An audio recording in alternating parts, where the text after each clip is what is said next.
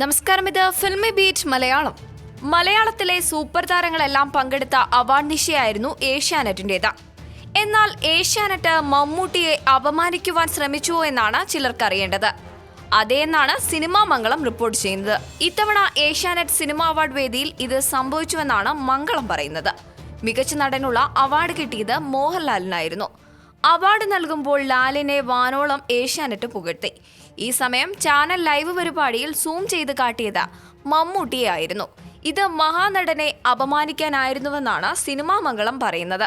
Asianet film അവാർഡിൽ മികച്ച നടനുള്ള പുരസ്കാരം സ്വീകരിക്കാനെത്തിയ മോഹൻലാൽ പ്രേക്ഷകർക്കുള്ള സമ്മാനമായി പുലിമുരുകനിലെ സംഘട്ടന രംഗം ലൈവായി ചെയ്തു. പുലിമുരുകനിൽ ഏറെ കയ്യടി നേടിയതും ശ്രദ്ധിക്കപ്പെട്ടതുമായ ക്ലൈമാക്സ് രംഗമായിരുന്നു മോഹൻലാൽ അവതരിപ്പിച്ചത്. സംഘടന സംവിധായകൻ പീറ്റർ ഹെയ്നിന്റെ പിന്തുണയോടെയാണ് ലാൽ ഈ രംഗം സ്റ്റേജിൽ അവതരിപ്പിച്ചത്. അങ്ങനെ എല്ലാ അർത്ഥത്തിലും പരിപാടിയിൽ താരമായത് മോഹൻലാൽ ആയിരുന്നു. ഇത് ഏഷ്യാനെറ്റിന് ഏറെ ഗുണം ചെയ്യുകയും ചെയ്തു. മമ്മൂട്ടിയും മോഹൻലാലും മലയാള സിനിമയുടെ അഭിമാനമാണ്. ഇക്കാര്യത്തിൽ എതിരഭിപ്രായം ആർക്കും ഉണ്ടാകാനും സാധ്യതയില്ല. രണ്ട് നടന്മാരും രണ്ട് രീതിയിൽ കഴിവ് തെളിയിച്ചവരുമാണ്. മോഹൻലാൽ ഒറിജിനാലിറ്റിക്ക് വേണ്ടി എന്ത് റിസ്ക്കും എടുക്കും, ഏതറ്റം വരെയും പോകും. അതായത് ജീവൻ കൊണ്ടുള്ള കളിയാണ് മോഹൻലാലിൻ്റെത്.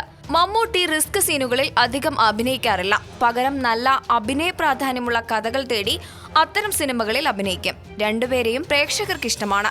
എന്നാൽ ഒപ്പം പുലിമുരുകൻ, മുന്തിരിവള്ളികൾ തളിർക്കുമ്പോൾ എന്നീ സിനിമകളിലൂടെ മോഹൻലാൽ തന്റെ അഭിനയ ഗ്രാഫ് ഉയർത്തി. 3 സിനിമകളും സൂപ്പർ ഹിറ്റുമായി. അതുകൊണ്ട് മമ്മൂട്ടി അല്ലാതെ ആകുമോ എന്നാണ് സിനിമാ മംഗളം ചോദിക്കുന്നത്. ബോധപൂർവമാണെങ്കിലും അല്ലെങ്കിലും ഇത്തരം രംഗങ്ങൾ അവാർഡ് നൈറ്റുകളിൽ അരങ്ങേറുക സാധാരണമാണ്.